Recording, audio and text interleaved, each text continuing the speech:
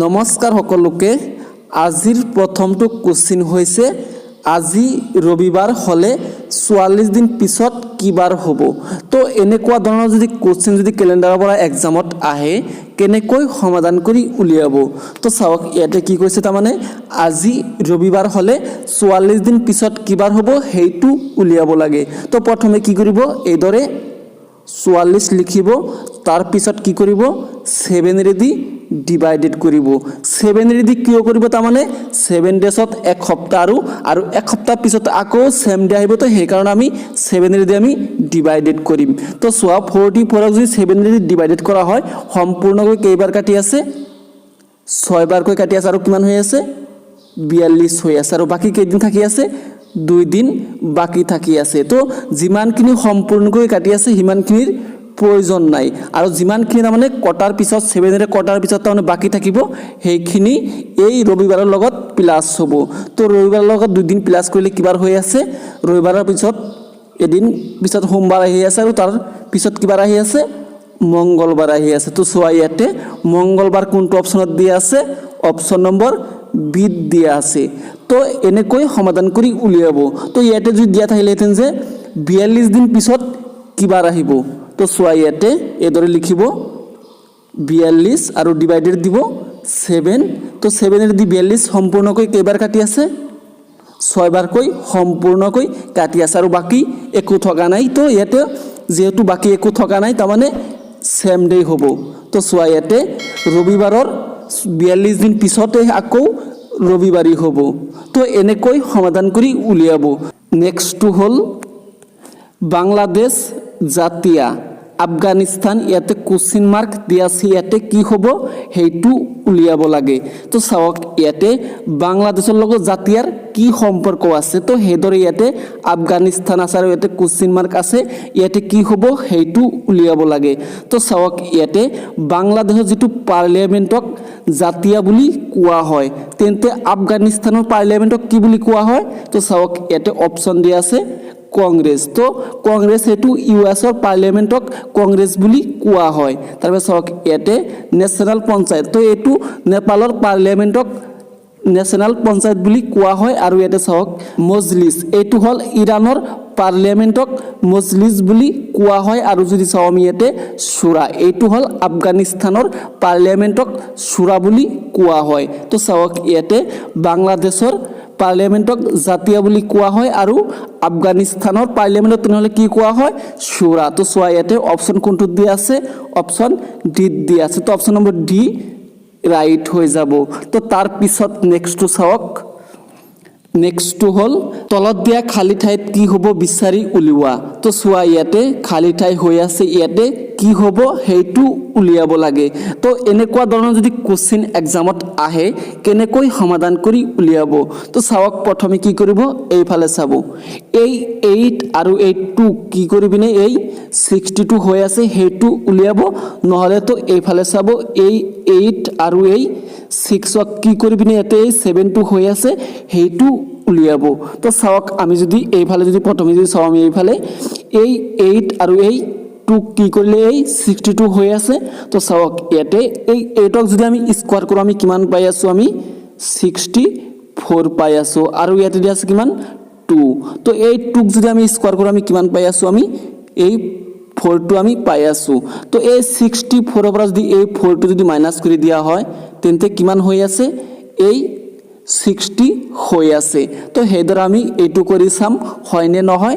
তো চাওক ইয়াতে দিয়া আছে 6, তো 6ৰ স্কোয়াৰ কৰিলে কিমান হৈ আছে 36, আৰু ইয়াতে দিয়া আছে কিমান 4, তো 4ৰ স্কোয়াৰ কিমান হৈ আছে 16।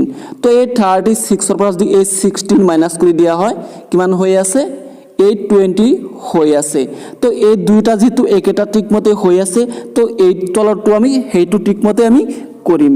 তো চোৱা ইয়াতে দিয়া আছে 7, তো 7ৰ স্কোয়াৰ কিমান হৈ আছে 49, আৰু ইয়াতে দিয়া আছে কিমান 3, তো 3ৰ স্কোয়াৰ কিমান 9। তো ইয়াতেও যেহেতু আমি প্ৰথমে 2 স্কোয়াৰ কৰি পিনে এইটোৰ পৰা আমি মাইনাছ কৰি দিছিলোঁ, তো এইটো আমি প্ৰথমে স্কোয়াৰ কৰিলোঁ, আৰু ইয়াতে দিয়া আছে 3, তো 3ৰ স্কোয়াৰ মাইনাছ কৰি দিলে কিমান হৈ আছে 49ৰ পৰা 9 মাইনাছ কৰি দিলে কিমান হৈ আছে 40। তো ইয়াতে কোশ্চিন মাৰ্কৰ ঠাইত তেনেহ'লে কি হ'ব 40 হ'ব।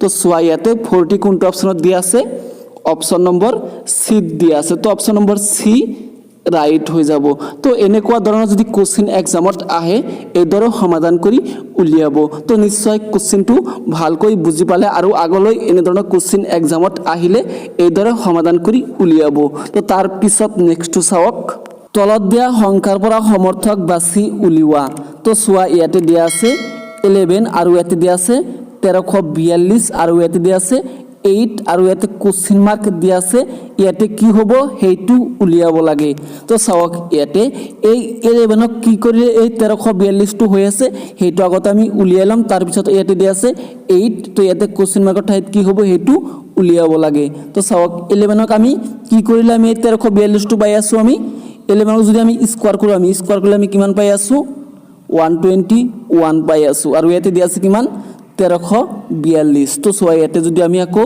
11ক যদি আমি কিউব কৰো 11ৰ কিউব কিমান হৈ আছে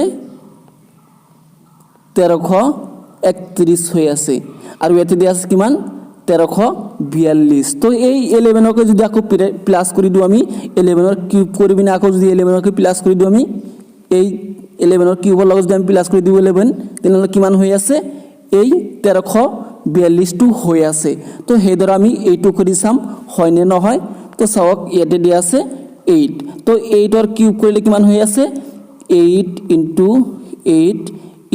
8 কৰিলে কিমান হৈ আছে 512 হৈ আছে আৰু ইয়াতে প্ৰথমে যেটো আমি এইটো 11 ৰ কিউব কৰি পিনে আকৌ 11 কে প্লাস কৰিছিলো তো ইয়াতো আমি 8 ৰ কিউব কৰি কিনে কিমান পালো 512 পালো আৰু 8ক প্লাস কৰিলে কিমান হৈ আছে 520 তো চোৱা ইয়াতে 520 কোনটো অপশ্যনত দিয়া আছে অপশ্যন নম্বৰ ডি দিয়া আছে তো অপশ্যন নম্বৰ ডি ৰাইট হৈ যাব তো তাৰ পিছত নেক্সটটো চাওক তলত দিয়া খালি ঠাই আখৰৰে সম্পূৰ্ণ কৰা তো চোৱা ইয়াতে খালি ঠাই হৈ আছে এই খালি ঠাইত কি হ'ব হেইটো উলিয়াব লাগে তো এনেকুৱা ধৰণৰ যদি কোশ্চিন যদি এক্সামত আহে কেনেকৈ উলিয়াব তো প্ৰথমে কি কৰিব ইয়াতে কেইটা আখৰ আছে হেইটো আগতে হিসাব কৰি লব তো চাওক ইয়াতে কেইটা আছে এইদৰে হিসাব কৰি লব এটা দুটা তিনিটা চাৰিটা পাঁচটা ছয়টা সাতটা আঠটা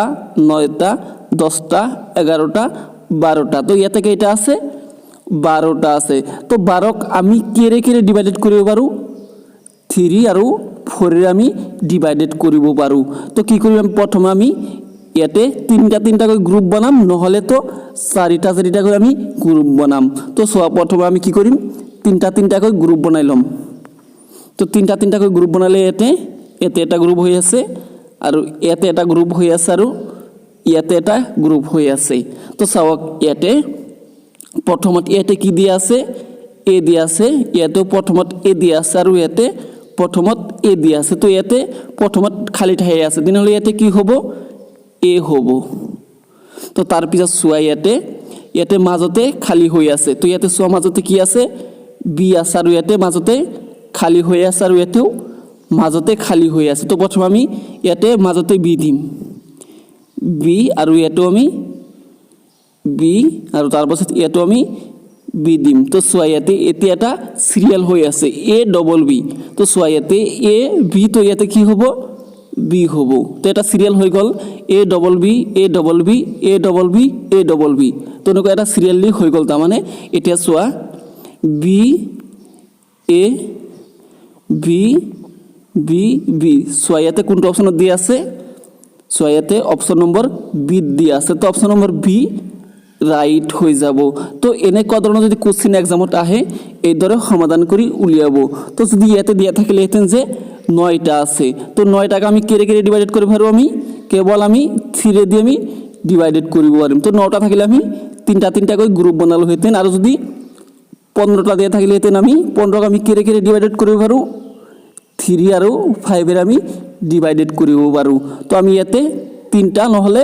5টা কৈ আমি গ্ৰুপ বনালো হেতেন আৰু যদি 16টা দিয়া থাকিলে হেতেন যে 16টা তেনেহলে আমি কি কৰিলো হেতেন 16ক আমি কেৰে ডিভাইড কৰিব পাৰো 4 ৰে আমি ডিভাইডেড কৰিব পাৰো তো আমি 4ক আমি এদৰে 4টা কৈ গ্ৰুপ বনালো হেতেন আৰু যদি 18টা দিয়া থাকিলে হেতেন আমি 18ক আমি কেৰে কেৰে ডিভাইডেড কৰিব পাৰো 3 আৰু 6 ৰে আমি ডিভাইডেড কৰিব পাৰো তো প্ৰথমে আমি তিনটা তিনটাকৈ গ্ৰুপ বনাম, নহ'লে তো ছয়টা ছয়টাকৈ গ্ৰুপ বনাই পিনে আমি কুৱেশ্যনটো সমাধান কৰিম। তো এনেকুৱা ধৰণৰ যদি কুৱেশ্যন এক্সামত আহে এইদৰে সমাধান কৰি উলিয়াব পাৰে। তো আজিলৈ ইমানেই। যদি ভিডিঅ'টো ভাল লাগে লাইক কৰিব আৰু চেনেলটো ছাবস্ক্ৰাইব কৰিবলৈ নাপাহৰিব।